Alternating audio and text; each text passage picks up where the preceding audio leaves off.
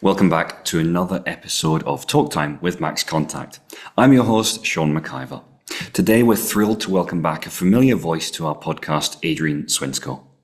For those who might have missed out on our previous conversation, Adrian is the author of Punk CX and Punk XL, runs a popular CX blog and podcast, and is an independent customer experience advisor, speaker, and workshop leader. Since our last call, the customer experience landscape has continued to evolve rapidly. Today, we're going to explore how Adrian's Punk CX philosophy is adapting to these industry changes, and we're going to discuss the shifting dynamics of contact centers, customer experience in light of recent developments. First things first, welcome back, Adrian. What a pleasure to have you back. Well, thank you, Sean. It's always nice to come back. Honestly, it's a delight to have you here to speak again.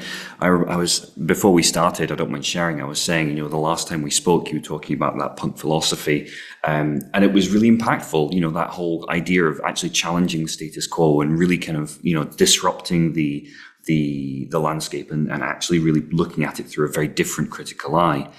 I'm actually going to use that as my jumping off point. You often talk about the Punk CX philosophy in your work. And for our listeners who might be new to this concept, or for those who may have missed our previous conversation, I will take a quick sidebar to say, go and listen to it. It's great. Can you give us a quick overview of what Punk CX is all about and why you believe it's important for business? So I've been involved in this sort of whole service and experience space for 15, 16, 17 years now, something like that. I've seen a bunch of different things change. Interestingly enough, I've seen lots of investment and excitement and enthusiasm in that whole sort of space. But yet I've always been frustrated about the pace of change in terms of the improved outcomes we've been able to deliver. And the genesis of the Punk CX books was that frustration. I got frustrated with it, and I just blurted out, and this is a bit of the backstory, over too many pints of Guinness with a friend of mine, Oisin, in a pub in Brighton where we used to live, my wife and I. And I met my friend Oisin, and we were having a chat, and I was sort of blurted out, I wish somebody would do something a bit more punk to try and sort of move the needle. And that sort of idea struck with me, and it made me think about where punk had come from, because I'm a fan of punk music. And if you think about music and musical history, punk sort of exploded out the back of progressive rock in the 1970s. Now, progressive rock was this generally quite popular, but also widely known for it being, kind of elaborate, kind of long, kind of complicated, more interested in its own virtuosity than anything else. Like how many synthesizers can you simultaneously play, or how long can your how many notes can you play on your guitar solos? And it felt sort of dense, right? And not necessarily, and sort of kind of hard and complicated to do. And almost that you felt like you had to have almost a PhD in music or something like that, or some sort of genius level sort of qualification in order to kind of enter the fray. And punk exploded out the back of it with its completely DIY kind of ethic. And it said, well, look, no, actually, you don't need all these different things. It doesn't need to be that complicated. You can just do something different. You can pick up a pair of drumsticks and a guitar and a mic, whatever, and you can start a band, and it might not work. And it was short and it was punchy and it was to the point. And some people didn't like it. And that's fine. But what it did do is it caused a shift. It made people think about things in different ways. And it laid the foundations for many other kind of things to happen, many other musical genres to happen, because it actually fused lots of different influences and was very open, it was very inclusive, kind of democratic, all these different sort of things. And I thought, well, actually, there's similarities between what happened there and also this whole CX space. And it struck me that CX was becoming sort of almost overly codified, benchmarked, frameworked, all these different sort of things. We're almost getting to the point where we're almost so interested in ourselves and our own little cottage industry that we lost sight of kind of what we're trying to do, which is improve outcomes for both our customers, employees, and our business. That whole back to basics sort of thing. So it made me think, well, what would a punk version of CX look like? And all a punk version of CX is about is basically being focused on, well, what can I do differently? What can I do better? How can I kind of make things more impactful, as it were? And so it's not a framework. It's more of a mindset than anything else. And I think the first part of the book, the first track in the book, the Punk CX book, is there's a little kind of chapter in it that the title, I think, explains everything. It says, are you an artist or are you just coloring in? We get too many of these kind of like people that are in CX transformation kind of programs, and everybody's following the same sort of approach. They're following the same sort of approach and expecting to create magic or art, but all they're doing is coloring in. So you might get a nice picture, but it's not differentiated. It doesn't stand out. It's not art. It's not engaging. People don't go, oh, wow, that's different. That's great. And I think what I'm trying to do is to challenge people to go like, actually, you know what? Just following a process and being better at a process or following a roadmap just makes you good at following a process or following a roadmap. And actually, what I'm challenging people to say is like, is that the right way to do it to achieve the outcomes that you want to achieve? Is there a different way that you can do it? You know, do you have to do all these different sort of things? Or can you do just two things and then it creates kind of art? How can you skip around and be willing to sort of to break the rules, challenge conventions, explore assumptions and do things differently? Because ultimately, yes, we want to deliver better for our customers, but we also want to deliver better for the business, because the business knows and brands know that delivering a standout experience is a competitive differentiator in the market. And that's what we need to keep our focus on. And we have to then, and if we do that, then that becomes attractive to our customers. And so it attracts both to our existing customers and potentially new customers. And so this is the thing, is like, if you do the same thing as everybody else and expect different results, kind of madness somewhat, or maybe just blandness. And so that's what I think about the punk thing. So the punk is not about a framework. It's not a method. It's an attitude. It's a mindset. It's always exactly as punk was. It's like, punk's not about having green hair and safety pins in your ears and wearing kind of ripped up jeans and all these different things. Now, look at some of the early bands that had some of the great kind of hits. They were dressed like somebody out of CNA, if you remember the stores back in the day. They looked like your kind of uncle, but they were just playing kind of the music. It wasn't about the look. It was about the attitude. For me, that's kind of a long refresher on the whole sort of thing. My challenge is that to people is, don't be a drone. Don't be somebody who is just going to follow a process. Actually focus on the problem and think about how you address the problem and think about what you can do that is creative, that is different, that is impactful, that can help address that kind of problem. Okay, so let's take that to, let's continue on with that kind of analogy. So in an industry full of Pink Floyds, you've come along and said, okay, what about the Ramones? On the back of that, does that then mean that when we talk about, and I mean we as an industry, when we talk about, for example, so-called best practices, are there really practices that are best to apply in all circumstances? Or actually is it incumbent on each individual company to discover what works best for them, which involves experimentation? And just as a tangent to that, if there is one best practice that you just seethe whenever you see, and if you could erase, you would absolutely do so, which one would it be and why? This is about slaying almost like sacred cows, right? Or destroying kind of urban myths, dispelling urban myths, or something like that, right? There is this industry understanding or best practice or way of doing things that, we tell ourselves that we have to be everywhere that our customers are. We sort of, how that manifests itself is that we end up adding all these new channels over which that we serve our customers. But here's the thing. We add those channels, but yet what we don't necessarily do is add the commensurate investment or people kind of resources to manage those channels. So what we end up doing is we end up with channel proliferation, but we end up with decreasing amounts of resource or investment per channel on a per channel kind of basis. If you can simple average out now. But yet the expectations for delivering better service is still up there, even though. So we're asking people to achieve more with less across a wider playing field, not giving yourself a good chance of winning. So that's one thing. And let me kind of illustrate can be a bit of a fool's errand. So we know from intuitively that as individuals, as human beings, as customers, we will travel or expend effort for better service or better experience. So if I said to you, there's two restaurants, right? From where you are now, there's one that's one street over and it's okay, right? And then there's another one that's two streets over and it's great. Now, here's the thing. Would you be willing to expend a little bit of extra effort to go to the restaurant that is two streets over because it's great rather than settling for average?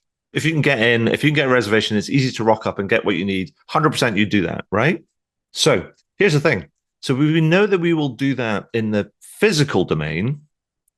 Why don't we apply that same sort of rationale and thinking in the digital domain? How do you go about even beginning to think about what that looks like then? So if I'm in that space, how do I go about actually beginning to think about what that looks like in practicality? Because I understand in principle, but how do we translate principle into the practicality of the thing? There's a number of things you need to do. But first of all, you need to kind of almost decide, we're going to decide to rationalize the number of channels that we serve our customers over, right? So that's the first thing you do. You need to get into that, which means that you end up having to stop doing things. Many organizations don't do that. They end up add things, but harder to take things away. So the first thing we have to do is we have to decide we're going to stop doing things. Then you start thinking about, okay, where are we going to focus? And then you pick, rather than having, say, 7 or 8, you go, we're going to focus on 3. And if you cut off kind of 4 and you go, here's kind of the 3, because these are the 3 that we think are the best fit for us and our clients. They match our sort of skill sets and they match our customer kind of needs. And then you do all that kind of like process. And when you're doing that process, you communicate like a communicate ninja or a Zen master sort of thing. You like going, here's the deal, people. If you want great service, we're over here. We're not there. We're over here. And you keep telling them, we're not there. We're over here. And you tell that story. And people say that they do this, that they communicate, but they forget some of that sort of like stuff. They do the rationalization. They kind of have the facilities, all these sorts of stuff, but they don't do the communication bit. Here's an example from recent years in the pandemic. It's a slightly different thing, but still an example. Many of the banks in the whole COVID sort of time, some of them struggled. Some of them got caught out. Banks and building societies got caught out because of people wanted to take a pause on paying their mortgages.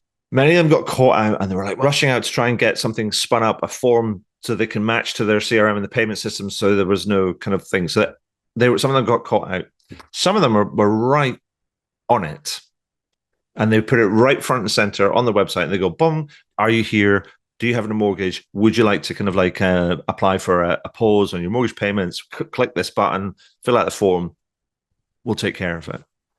And there was other ones that didn't communicate it as well as that, even though they had that facility and they were like getting inundated with calls. And we're like, well, but you can do that. It's like going, the customers were going, yeah, well, we didn't know that. So you can't just tell people once, right? And expect their expectations to be set, or tell people once and expect that everybody's paying attention to you or hanging on your every word. You're like, no, you're like going, you're not that important in the scheme of things. So you've got to keep showing up and keep telling the thing. And so, by the way, we're not over there. We're over here. We're over here because we chose to not spread our resources kind of like too thin. So you get sort of average. We're going over here. We're going to be focused on trying to be great in a few things. If you want great, we're over here. Will they travel? 100% they will. Will they kind of grumble a little bit in the first instance? Yeah, probably. Tell you what, get over it. Focus on the work because the work will speak for itself. If you deliver great, they will travel. Before I kind of continue on down this path of conversation, there's one thing that I do want to point out, and I think it's a really important point, so forgive me for cycling back just for a moment. And that's that I think there's a really important distinction between what you've just described and this digital deflection that we have seen an explosion of within the industry over the last 5 to 10 years.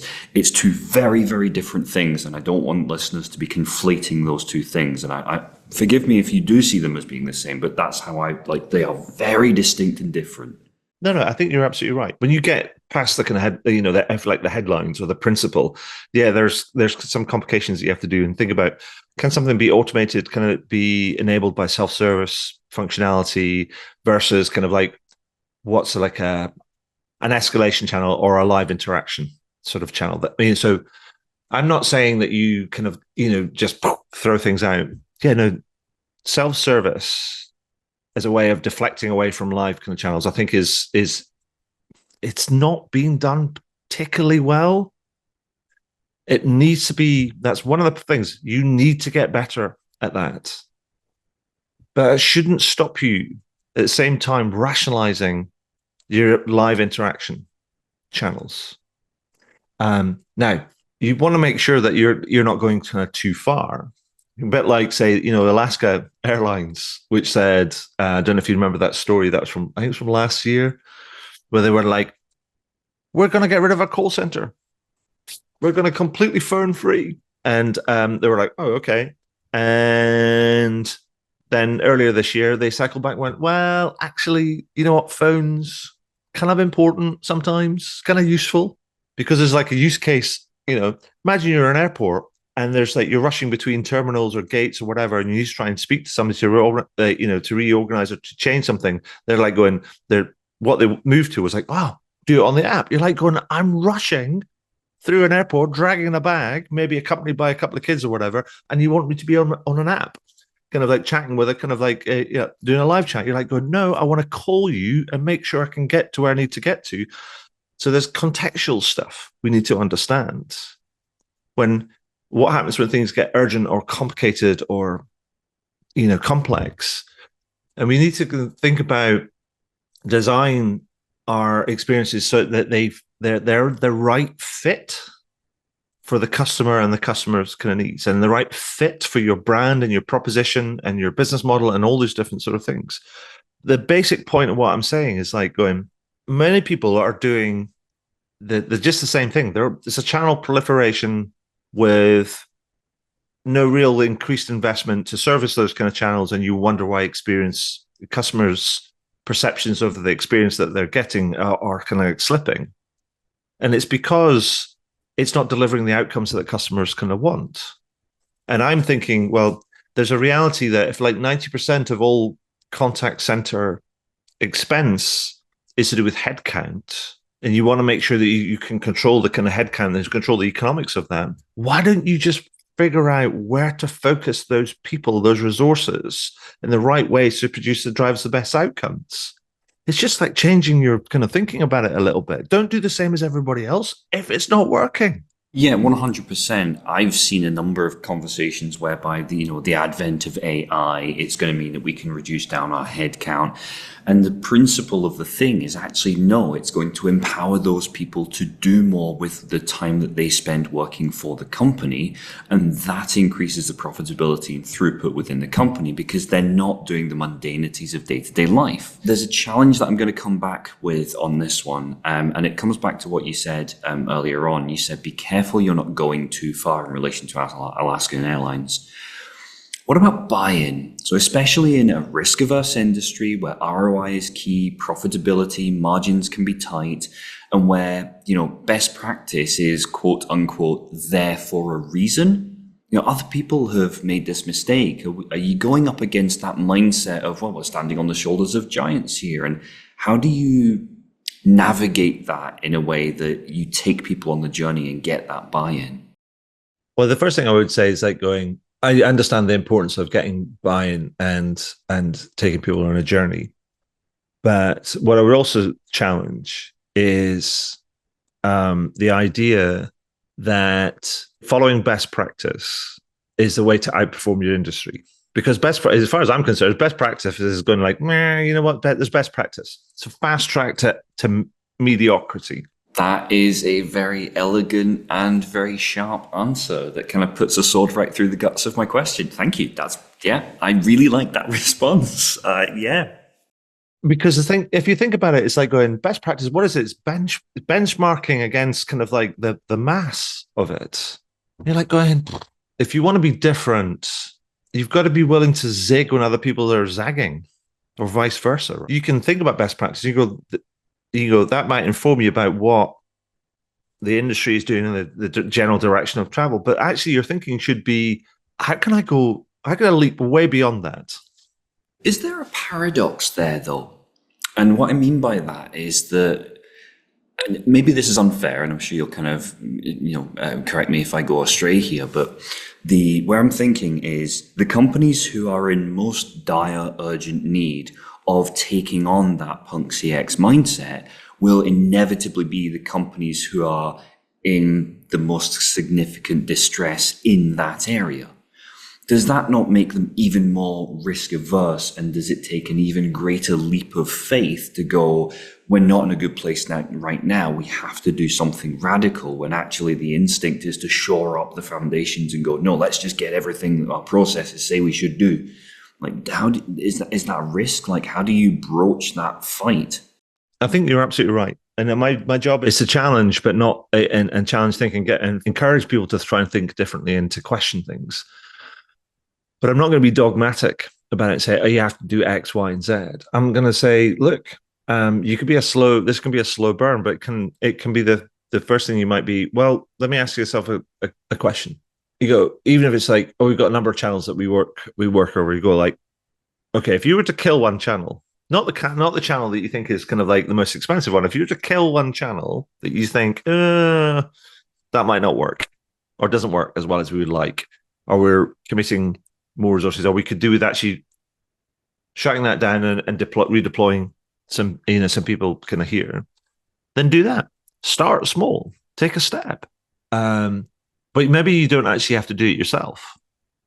Maybe you can turn around and go, we talk about this artificial intelligence and supercomputers and machine learning and all these different sort of things. I think that what we don't do as well, and this might be another sort of punk way of thinking about it, is to actually kind of expect ourselves to come up with all the answers. Because what we end up doing is we're taking decisions about other people's work. And what we don't do is we don't spend, I think, enough time sort of tapping into the collective intelligence of the biological supercomputers that populate the teams that work for us. All the agents, all the reps, all the team leaders, all the analysts, all these different sort of, people that are working and dealing with all these kind of things. So let me tell you a story. It's a story from a book called Ricardo Semler. It's called Maverick. This is about a company in Brazil I think it was the 1980s. And Ricardo's a bit of a hippie. And he took over his father's business, and he sort of didn't really want to do it, but he did it anyway. And the company started facing tough times, and he was a bit like, whoa. And everybody was telling him the formal advice he was getting is like, we have to cut costs, we have to make redundancies. And he was a bit like, no, man, I'm not comfortable with them making redundancies. And they were like going, but we don't have any other options. If we don't cut costs, then we're going to lose, potentially go bust, right? And he said, oh, I'm still not comfortable about chopping people. How do I decide who to chop and who not to chop? And he was like, oh, I feel conflicted by it. And so what he ended up doing is they went to the workforce, and he explained the situation. You go, here's the problem. I don't know what to do. I don't know who to chop and everything else. I'd like you to help me with that. What would you do? And the workers got together and they figured it out. They said, actually, let's not chop anybody. Let's all reduce our hours to the kind of the point that we achieve the cost savings kind of in a near term. We protect the skills and the livelihoods of kind of people. People will be able to operate on a smaller salary for a shorter period of time, in the belief that we will be able to weather this storm, retain the talent, and then ride out the other kind of like side. Brilliant. He was like, 100%, let's do that, did that. That company went on, smashed it. That's brilliant. I like that. And I think I think it's also nice to hear a story whereby that decision hasn't been made arbitrarily and it has been kind of put forward as here's a challenge that we all want to overcome. Help me overcome it. And that collaborative thing, brilliant. And let me give you another example, or a question. Chatbot experiences. There was a big rush to chatbots during the pandemic in 2020. Everybody's like, chatbots, we need to have a chatbot. So the deflection, self-service, all this sort of stuff. Most of the chatbots that got deployed were garbage, right? Everybody thought it was like a plug and play sort of thing.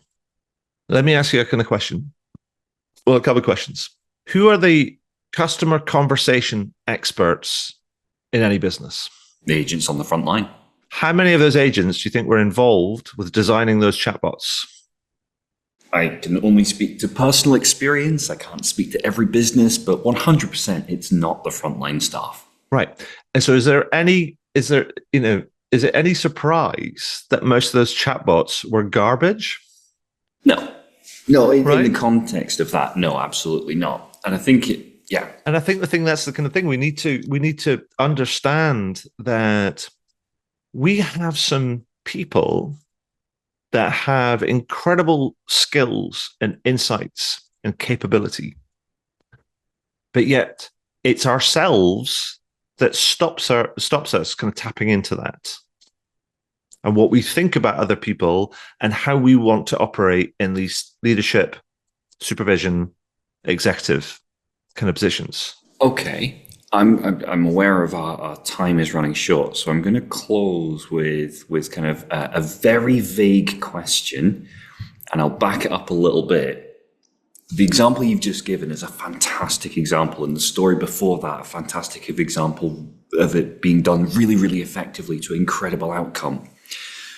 What you've just described, whereby you implement chatbots and you do that across an industry and not one person actually engages with the frontline staff who are on the coal face dealing with customers day in and day out. One more question. Why do you think that isn't something that is a fundamental tenet of making any of these, big impactful changes? What is it that stops businesses actually realizing and going, holy cow, let's talk to our staff. Let's find out from them. Let's engage them in this. Let's get them doing this. Biggest barrier to that is ourselves. And what we tell ourselves about our role when we get promoted into team leadership or supervision or executive or, our senior management positions. We think we get promoted. Well, we get promoted and then we think, actually, by dint of that promotion, we need to have all the answers. No? Yeah. But actually, we are there to serve others. Our job is to enable them to perform in the best way kind of possible. Our job is there to make their lives easier. We don't actually have to come up with the answers. We have to respect the idea that the people have value, have worth, have intellect, have insight, and that's worth tapping into. It is worth our time. I swear, I promise all of the listeners, this hasn't been teed up at all. We didn't plan this out, but it's amazing that we've kind of come full circle from where we started in our conversation, Adrian, to where we are now. In as much as we started talking about, progressive rock versus punk. And one of the key differentiators between those two, in my opinion, when it comes to music, and again, you may disagree, is ego. When prog rock was all about the ego, it was all about that. And the punk aspect was very almost the antithesis of that. And it's interesting, we've come full circle and said, why don't companies do more of this? And it feeds into that punk principle of, take the ego out of it, because that's what holds people back from being able to really get the best out of it. I just thought that was a fantastic summarization that you just provided, and it circled that very nicely. Well, thank you. Can I actually kind of say to people before we kind of end is, and if you're a leader or whatever your position you have in your business, if you look after people, realize that, and if this chimes with you and you think, oh, this is something the way that I like to operate, but I find it challenging because it's not the way that we do. Or if you're going, oh, this sounds really interesting, and I wish I could find people to align with that can help me understand how they're doing it with their organization, realize you're not alone. And your job is to actually go and find those kind of people right? And so there's a poster over what is my right shoulder. I'm going to point into it here, right? And it says the story behind the poster. It's featured in the Punk XL book, and it says, "Disturb the comfortable and comfort the disturbed." And it's a quote from Woody Guthrie about the role of folk music in protest. So what he's trying to do is that you were trying to disturb the comfortable and comfort the disturbed. What your role is to go and find those people, quote unquote, disturbed in your organization that are going to be doing slightly different sort of things. Be those mavericks, be those people that are on the quiet, experimenting, doing things differently. And that may be you, but go and find other people that are doing some similar things and buddy up and see what you can learn from each other, or just go and observe kind of what they're doing, because that's where you build connections and support and learning and all these different sort of things. Because it's probably already happening. You just have to find it. Amazing. What a fantastic, optimistic note to kind of conclude our conversation on. Again, I can't thank you enough for our conversation today. It's been a fantastic chat. I've really enjoyed talking to you today, Adrian, and hopefully the listeners who have joined us again will have taken similar from the conversation. And I look forward to seeing what you do next and what you've got coming down the line. So again, thank you so much for joining us on Talk Time, and I do look forward to seeing where you're going. Thank you so much, Sean. It's been an absolute pleasure. Thank you.